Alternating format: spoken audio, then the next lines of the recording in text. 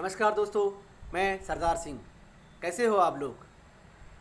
संगीत सुनकर ज्ञान नहीं मिलता, मंदिर जाकर भगवान नहीं मिलता।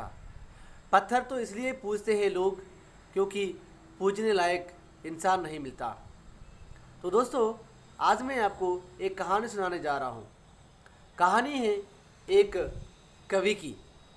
जो कवि एक बार एक राजा के पास अपनी कविता सुनाने गया। तो कवि ने अपनी कविता राजा को सुनाई तो राजा बहुत खुश हुआ। पर कवि को कुछ सोच थी कि राजा जो है कविता सुनकर खुश हो जाएगा और मुझे कुछ इनाम देगा। पर वास्तव में राजा ने कुछ इनाम नहीं दिया और वो राजा कहने लगा कि तुम कल फिर आना, मुझे ये कविता आपकी कविता सुनकर बहुत अच्छा लगा, तो कल कुछ ना कुछ दे दूँगा। इस प्रकार से कवि को उन्होंने कहा। तब कवि घर को गया और घर जाने के बाद सो गया और सो जाने के बाद जो है सुबह जल्दी उठा और फिर से राजा की हवेली के पास आया। तब राजा की हवेली के पास आने पर राजा कहने लगा, कल की आपकी कविता कुछ ठीक नहीं थी, पर आप आए हो तो ये मुझे सबसे बड़ी खुशी हुई है। तो मुझे आपकी कविता अच्छी नहीं लगी, इसीलिए आपको मैंने कुछ नहीं दिया। इस प्रकार से कहकर उनको बिना हाथ के दिए उनको वापस भेज दिया। तो कवि नाराज़ हो गया और नाराज़ होकर वे जो है अपने घर को चले गए। फिर बाद में ये बात उन्होंने उनके मित्र को बताई।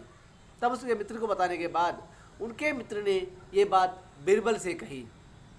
तब बिरबल से कहने पर उन्होंने उसको बुलाया और उसको बुलाकर कहा कि आप एक प्लानिंग करेंगे, यानी कि एक योजना बनाएंगे कि आप एक बार अपने दोस्त के घर एक दावत रखो।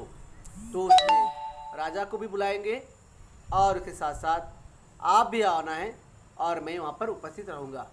इस प्रकार से कहकर उन्होंने योजना बनाई। तो एक दिन देखते देखते वो समय आ गया, तो उस कवि के मित्र के घर में दावत रखी गई थी। तो उस समय उसके घर उनको जो है राजा को आमंत्रित किया गया, क्योंकि हमारे घर जो है दावत रखी गई है, तो आप ज़रूर आना। इस प्रकार से कहने पर राजा को कहा, तो राजा सच्ची में भी आ गया। तो आने पर कवि बिरबल भी वही था, कवि भी वही था और ऐसे कई सारे दोस्त जो है वहाँ पर आए थे। अब सब लोग वहाँ पर आकर बैठ जाने पर सभी लोग उसी इंतज़ार में थे कि खाना पक रहा होगा, खाना पका रहे होंगे, खाना खाने वाले हैं, भोजन मिलने वाला है। इस प्रकार से देखते देखते जो है सब लोग अपनी अपनी बातों में जो है मशगूल थे।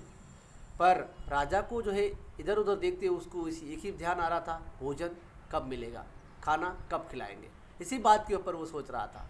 तो देखते देखते जो है वहाँ पर उन्होंने पूछ ही लिया, क्या बात है, खाने का भोजन का समय हो गया है और अभी तक भोजन नहीं खाने के लिए कोई भी नहीं बता रहे। इस बात को बोलकर वहाँ पर बिरबल बोल पड़े, भोजन किसने कहा आपको भोजन यहाँ पर मिलने वाला है? तो राजा को गुस्सा आ गया, भोजन नहीं मिलने वाला है, यहाँ पर बुलाया गया है भोजन के लिए। तो बिरबल कहने लगा, यहाँ पर भोजन नहीं मिल रहा है, सिर्फ यहाँ पर भोजन के नाम से यहाँ पर जो है सिर्फ खुश किया जा रहा है। ऐसा बोलने पर राजा को गुस्सा आ गया और गुस्सा आकर वो बोला कि इतने बड़े आदमी की जो है यहाँ पर बेइज्जती की जाती है, क्या इसीलिए बुलाया है?